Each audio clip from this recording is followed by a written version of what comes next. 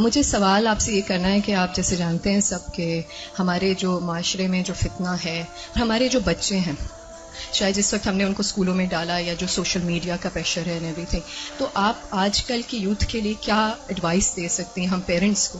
دیکھیں ہماری جنت کیا جنت ہوگی جہاں ہمارے بچے نہ ہوں. بہت مشکل ہے کیونکہ آپ دیکھ رہے ہیں ہر طرف سے media is playing such an important and such a difficult role کہ ہم پیرنٹس کے لیے اس چیز کو سنبھالنا بہت مشکل ہو گیا اینڈ آل آف دیٹ. اور میں ایک واٹس ایپ پہ میسج مجھے ملا کہ what will happen to my children when I die, but سوچنے والی بات یہ ہے کہ what will happen to my children when they die. So اگر آپ کوئی ایڈوائس دے سکتی ہیں اس سلسلے میں تو بہت موضوع رہے گی. انہوں نے دکھتی رگ پہ ہاتھ رکھ دیا ہے اور بہت ہی اہم سوال ہے یہ. حقیقت یہ ہے کہ یہ ہر گھر کا مسئلہ ہے، ریلیجس فیملی ہے یا ریلیجس نہیں ہے، یہ مسئلہ ہر جگہ ہے، پڑھے لکھے ہیں یا ان پڑھ ہیں. آئندہ جنریشنز بہت بڑے فتنے میں ہیں، فتنہ ہر ہاتھ میں ہے اور وہ بڑھتا ہی چلا جا رہا ہے اور پوری دنیا ان کے سامنے ایکسپوز ہو چکی ہے.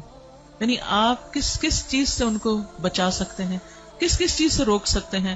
صرف ایک ہی حل ہے اور وہ روک اندر ہو، اور وہی تقوی والی بات ہے کہ جب تک ان کے اندر خود اللہ کا ڈر نہیں آتا، آخرت کی فکر نہیں آتی، اس وقت تک کوئی باہر کی چیز اب ڈھکی چھپی رہ نہیں گئی. آپ سو رہے ہیں، آپ کو نہیں پتا آپ کے بچے اپنی رضائی کے اندر کیا دیکھ رہے ہیں، کیا کر رہے ہیں، کیا سن رہے ہیں، کہ کانوں کے اندر کچھ لگا ہوا ہے، کچھ دیکھ رہے ہیں. اور پہلے تو کہیں کسی خالی جگہ پہ جا کے چھپنے کی ضرورت تھی، تو اب تو گھر کے اندر بھی ہر جگہ چھپنے کی جگہ ہے، کیونکہ جس اسکرین پر وہ سب کچھ دیکھ رہے ہیں وہ ان کے ہاتھوں کے اندر آ چکی. اس کے لیے جو پرسنل میرا ایکسپیرینس ہے وہ دو چیزیں. ایک تو یہ کہ ہم اسکولوں سے تو جو اسکول ہیں انہی میں ہی جائیں گے، اور جو باہر معاشرہ ہے اور جو کچھ ہو رہا ہے وہ سب وہ کریں گے، اس سے کاٹ تو نہیں سکتے. میں نے سب سے زیادہ جو دعائیں مانگی ہیں، رو رو کے مانگی ہیں، سجدوں میں پڑھ پڑھ کے مانگی ہیں، وہ اسی کے لیے مانگی ہے کہ اللہ میرے بچوں کو ایمان دے. یہ صرف پچھلے 5 سال میں جتنی چینجز آئی ہیں وہ اس سے پہلے شاید کئی 100 سال میں نہیں آئی تھی. اور پھر دوسرا کیا کیا، یعنی اللہ تعالیٰ سے خود ہی مانگا. دوسرا یہ کہ ہر تھوڑے عرصے کے بعد عمرہ، اللہ کے گھر چلو، کیونکہ اللہ کے گھر کا جو جلال ہے، اور اللہ تعالیٰ اگر انسان کو کہیں سب سے زیادہ محسوس ہو سکتے ہیں تو وہ بہت جگہ ہے. یعنی ہمارے ملک میں، ہمارے گھروں میں، ہمارے ماحول میں وہ فیلنگ نہیں آتی جو وہاں جا کر آتی. تو الحمدللہ ان عمروں نے، اللہ کے گھر کی زیارت نے دل کے اندر تھوڑی سی جگہ بنائی اللہ کو پہچاننے کی. کیونکہ جب تک اللہ کو بچے پہچانتے نہیں، اس کی عظمت کو محسوس نہیں کرتے، وہ اللہ سے ڈر نہیں سکتے، تو وہ تقویٰ نہیں آتا دل میں. تو اس سے یہ ہے کہ وہ ایسی جگہ ہے جہاں اللہ ماشاءاللہ سب کو جا کر یقین ضرور آتا کہ کوئی ہے ایک جس نے یہ سب کچھ بنایا. پھر اس کے بعد یہ ہے کہ قرآن کا علم. میں نے سب سے زیادہ تکلیف دہ مرحلہ گزارا کہ جب میں نے اپنے بیٹے کو قرآن پڑھایا، تو پھر میں نے یہ ٹھان لی کہ کچھ بھی ہو مجھے اس کو پڑھانا ہے. وہ ایج ایسی تھی کہ جس میں کچھ نہ کچھ وہ سننے کے قابل تھا، ورنہ وہ ایج بھی گزر جاتی ہے تو پھر بچے وہ اتنا بھی نہیں سنتے. اور میں نے اپنی ساری مصروفیات کو سیکنڈری کر کے، حالانکہ میں انتہا درجے کی مصروف، گھر کی بھی ذمہ داریاں، باہر کی بھی، لیکن میں نے اس کو اپنی پرائرٹی نمبر 1 سمجھا کہ یہی بات جنہوں نے کی ہے کہ جب وہ مر جائیں گے تو پھر ان کا کیا بنے گا.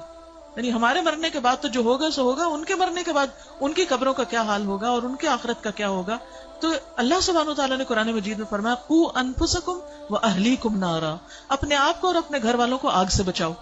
ایمان والوں کو خطاب ہے کہ اے ایمان والوں اپنے بچوں کو آگ سے بچاؤ. تو پھر میں نے اس کے ٹائم کے مطابق جب اس کا موڈ بنے، لیکن روز کی شرط رکھی تھی کہ ہر روز پڑھیں گے تھوڑا تھوڑا، 2 آیتیں 4 آیتیں، 1 رکوع 2 رکوع 1 رب، اور اس طرح کر کر کے میں نے پورا قرآن اس کے ساتھ پڑھا کہ مجھ سے نہیں ڈرے، اللہ سے ڈرے. میری خاطر نماز نہیں پڑھے، اللہ کی خاطر پڑھے.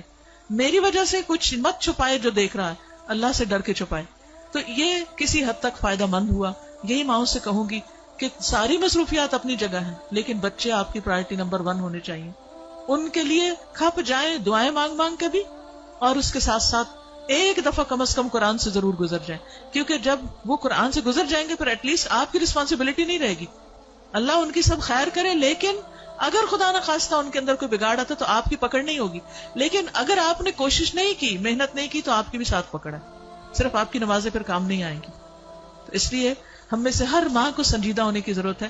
چاہے رونا پڑے، محنتیں کرنی پڑے، بھوک کاٹنی پڑے، کچھ کرنا پڑے، لیکن پکڑ کے بیٹھے، خود بیٹھے. یہ مولویوں پہ نہ چھوڑیں کہ کوئی اور آ کے لیکچر دے گا تو وہ سن لیں گے، اس کو بتا دیں گے، ابا کو بتا دیا، چچا کو بتا دیا، اس کو ماموں کو بتا دیا.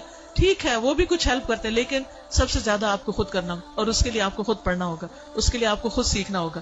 خود سیکھنا شروع کریں اور اپنے بچے کے ساتھ بیٹھ کر خود. پھر یہ کہ بعض اوقات بچے ہم سے سننا نہیں چاہتے، آپ ان سے کہ آپ ہمیں پڑھ کے سنائیں. بس اس بات کا اگر یقین ہے ان کو کہ یہ قرآن اللہ کی کتاب ہے، تو پھر ان کے اندر یہ ڈالنے کی ضرورت ہے کہ اللہ تعالیٰ نے کیا فرمایا ہے، وہ آپ کو بھی پتا ہونا چاہیے اور وہ ان کو بھی پتا ہونا چاہیے. اللہ تعالیٰ ہماری مدد فرمائے.